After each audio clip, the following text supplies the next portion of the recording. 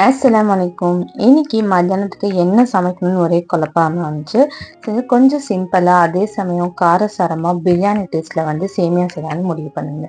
So அதுதான் உங்க கூட ஷேர் பண்ண போறேன். இந்த பிரியாணி சேமியா நல்ல காரசாரமா அல்ட்டியா இருக்கும். கண்டிப்பா நீங்களும் ட்ரை பண்ணுங்க இதே மெத்தட்ல.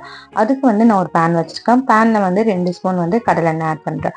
ஆட் பண்ணிட்டு ஹோல் கரம் மசாலா ஆட் பண்ணிக்கிறேன். அதாவது பட்டை, லவங்கம், ஏலக்காய், அன்னாச்சி பூ எல்லாமே ஆட் பண்ணிட்டேன்.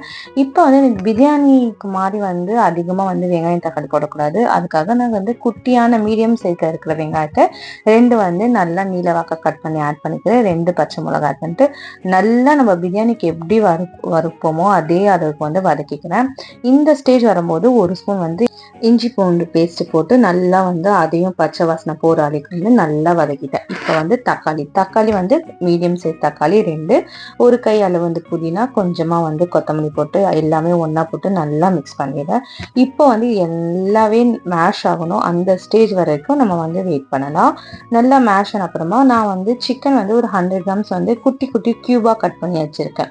ஸோ எலும்பெல்லாம் இல்லாமல் வெறும் சஸ்ட் பீஸ் கட் பண்ணி வச்சிருக்கேன். ஸோ அதை போட்டுட்டு நல்லா ஒரு வதக்கி இப்போ மஞ்சள், காரத்துக்கு மிளகாத்தூள் 1 ஸ்பூன் தேவையான அளவு போட்டு நல்லா மிக்ஸ் பண்ணிடுறேன்.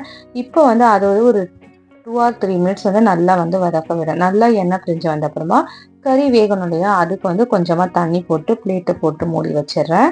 இப்போ கறி நல்லாவே வெந்து வந்துடுச்சு. இந்த ஸ்டேஜ்ல இப்போ நம்ம சேமியாக்கு தேவையான தண்ணியை ஆட் பண்ண போறோம். இப்போ நான் கரெக்டா 2 பேக்கெட் எடுத்துருக்கேன். அதுக்கு நான் 2 கிளாஸ் தண்ணி ஆட் பண்றேன். ஆட் பண்ணிட்டு நல்லாவே நல்லா மிக்ஸ் பண்ணிட்டு இப்போ காரம், உப்பு எல்லாமே செக் பண்ணிட்டு ஃபைனலா உங்களுக்கு பிடிச்ச பிரியாணி மசாலா 1 ஸ்பூன் ஆட் பண்ணிக்கோங்க. நான் ஆச்சி பிரியாணி மசாலா ஆட் பண்ணிக்கிட்டேன். ஆட் பண்ணிட்டு இப்போ தண்ணி நல்லா கொதிக்கணும். நான் இந்த குத்து விளக்கு சேமியா தான் எடுத்துருக்கேன். உங்ககிட்ட என்ன சேமியா இருக்கோ அதை எடுத்துக்கோங்க. அதை நல்லாவே க்ரஷ் பண்ணி ரொம்ப நீளமா இருக்கும். க்ரஷ் பண்ணி உங்களுக்கு தேவைன்னா கொஞ்சமா ஆயில் போட்டு நீங்க ஃப்ரை பண்ணி போட்டோம்னா டேஸ்ட் நல்லா இருக்கும். பட் எனக்கு டைம் இல்லாததான் அதெல்லாம் நான் பண்ணலை. இப்போ அப்படியே நான் சேமியா ஆட் பண்ணிக்கிறேன்.